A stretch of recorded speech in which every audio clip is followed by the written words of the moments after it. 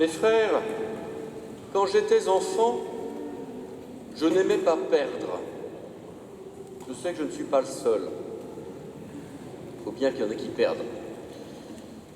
Alors je suis toujours sensible à cet évangile du roi qui est invité à réfléchir, car avec 10 000 hommes, il a peu de chances de gagner contre l'autre qui en a 20 000. Donc il vaut peut-être mieux réfléchir avant et faire la paix. Et puis quand j'étais enfant, je n'aimais pas beaucoup qu'on se moque de moi. Ça n'a pas beaucoup changé. Alors je suis aussi sensible à cet homme qui veut construire une tour et puis qui s'est lancé trop vite et tout le monde se moque de lui parce qu'il n'a pas de quoi finir. Je me dis que ces deux images peuvent nous aider à comprendre aussi le sens de la foi. Car en effet, au cœur de notre ville, nous avons cette mission de rendre le Christ présent et visible. Il y a bien sûr le clocher pointu qui domine bien notre ville, mais il renvoie surtout sur la communauté qui est en dessous, qui s'y rassemble.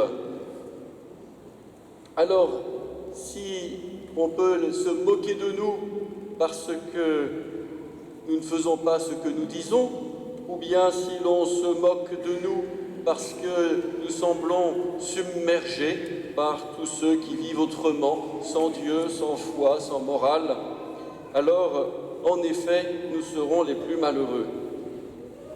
Mais si nous mettons notre confiance dans le Seigneur, alors, quelle merveille, cette tour en train de se construire, ou bien quelle merveille ce combat que l'on arrive à remporter. Mais pour cela, il faut prendre les bonnes armes, et heureusement le Seigneur nous gâte. Il y a d'abord ici cette chance d'une belle communauté chrétienne, où nous nous entretenons mutuellement dans la foi. Et aujourd'hui, je suis très reconnaissant à la communauté tamoule, qui est discrète, mais toujours très fidèle, très brillante, dont la foi est forte, et elle nous encourage. Chacun, chacune, nous portons ainsi des trésors, et il faut que nous puissions les mutualiser, pour prendre un terme un peu moderne. Il faut aussi que nous nous soutenions dans l'espérance, car en effet, si nous baissons les bras, si nous nous disons « Ah, il n'y a plus qu'à Rambouillet, on peut voir de telles communautés », ou bien je parlerai bien de Jésus au boulot, mais cela n'intéresse personne, ou bien nous ne sommes plus assez nombreux pour faire ce que nous avons à faire. Si nous baissons les bras, eh bien, c'est la vertu même d'espérance qui s'affadit. Jésus nous l'a bien rappelé. Il faut prendre notre croix et marcher à sa suite, et il faut lui faire confiance.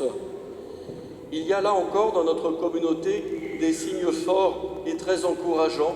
Je voudrais souligner en particulier les 3 jeunes qui, cette année, entament une formation pour devenir prêtres dans 3 communautés religieuses différentes. Nous aurons à cœur de les porter dans la prière, comme nous portons les 2 de l'année dernière qui sont entrés au séminaire de Versailles, et ceux et celles aussi qui se consacrent dans la vie religieuse. Oui, il y a là non seulement un signe de dynamisme, mais il y a là surtout le signe que cela vaut encore la peine de choisir Jésus et de laisser tomber le reste, que non seulement c'est possible, mais que c'est même extrêmement raisonnable. C'est un signe de la puissance de la parole de Dieu, et il faut que nous accueillions cela avec une grande joie, une grande reconnaissance. Je ne dis pas que c'est un chemin très facile, mais qui parmi nous a un chemin facile à partir du moment où il se retrousse les manches pour devenir vraiment disciple du Christ et missionnaire? Ainsi donc, aujourd'hui, nous nous confions à l'intercession de la Vierge Marie Et troisième signe que je voudrais présenter ici, c'est la qualité de prière de notre communauté. Elle est essentielle, elle fonde tout. Et vous savez qu'en arrivant parmi vous il y a quelques années, j'ai souhaité que nous puissions assez facilement pouvoir participer à l'adoration eucharistique. Aujourd'hui, il y a 50 heures chaque semaine où le Saint-Sacrement est exposé au cœur de notre communauté. C'est bien sûr d'abord une invitation personnelle pour chacun à venir prier le Seigneur. Mais plus que cela, parce qu'on peut toujours venir ici dans l'église devant le tabernacle, on peut très très bien prier chez soi et faire oraison dans le silence. D'ailleurs, il y a peut-être plus de silence chez soi que dans l'église. Il y a une très belle garderie d'ailleurs qui est ouverte, salle Foch. J'en profite pour le rappeler et je remercie les parents qui s'organisent pour cela. Donc, lorsque le Saint-Sacrement est exposé, eh bien, il y a aussi un acte public et communautaire. Alors, si l'on n'a pas de temps, eh bien, on peut juste venir, on passe, il y a d'autres personnes en prière, on est sûr de ne pas être seul.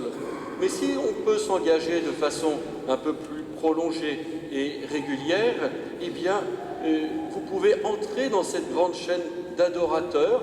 Il faut, mettons, au moins 100 personnes, c'est-à-dire 2 par heure sur 50 heures, pour assurer une présence régulière, jour et nuit, devant le Saint-Sacrement, depuis le jeudi matin jusqu'au samedi à midi. Ce n'est pas énorme comme présence, mais cela suffit à ce que le Saint-Sacrement soit honoré, puisse être laissé à l'oratoire ainsi exposé. Dans une chaîne, eh bien, on devient dépendant les uns des autres. C'est cela la dimension communautaire. Et si un jour un adorateur qui s'était engagé ne peut pas venir, eh bien, il va y trouver quelqu'un dans sa famille, dans son voisinage, un ami, pour lui dire « Rends-moi ce service, va prendre mon heure d'adoration, s'il te plaît. » Et on devient mendiants les uns des autres aussi, tout simplement. Peut-être qu'ainsi, une personne qui n'a jamais pris ce temps d'1 heure, c'est un peu long 1 heure quand même, devant le Saint-Sacrement, aura l'occasion de découvrir cela parce qu'on lui a demandé un service. C'est quand même merveilleux. Alors je crois qu'on a prévu de vous faire passer maintenant des petits feuillets jaunes d'invitation. Vous les connaissez, ce sont toujours les mêmes, on peut les distribuer maintenant. Je n'ai pas voulu que ce soit à la sortie comme si c'était de la publicité. C'est une invitation pour que vous puissiez rejoindre cette grande chaîne d'adoration. Alors pour ceux qui découvrent notre communauté, peut-être vous vous dites que le curé est un peu fada, d'inviter les gens à se lever en pleine nuit, quand même c'est n'importe quoi. Eh bien, je vous promets que sur ces 50 heures, il y en a pour ceux qui se lèvent tôt le matin, il y en a pour ceux qui se couchent tard le soir, il y en a pour ceux qui sont capables de se lever la nuit. Il y a des heures en plein milieu de la journée pour ceux qui n'ont pas cette force ou cette possibilité. Sur ces 50 heures, chacun, chacune, vous pouvez trouver un créneau où vous serez heureux de venir rejoindre le Seigneur. Si vous vous dites 1 heure, c'est beaucoup, eh bien, recevez cela comme un appel, comme une invitation.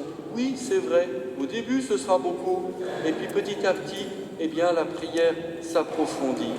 Voilà mes frères, sur quoi notre paroisse repose aujourd'hui comme ferment de son unité, d'une vraie communion dans le Christ, comme soutien pour toute l'action missionnaire que nous pouvons vivre. Alors, quelle que soit la réponse que vous donnez, que vous avez envie de donner, que vous pouvez donner, eh bien, sachez que nous sommes profondément unis dans le Seigneur et que nous pouvons compter les uns sur les autres. Amen.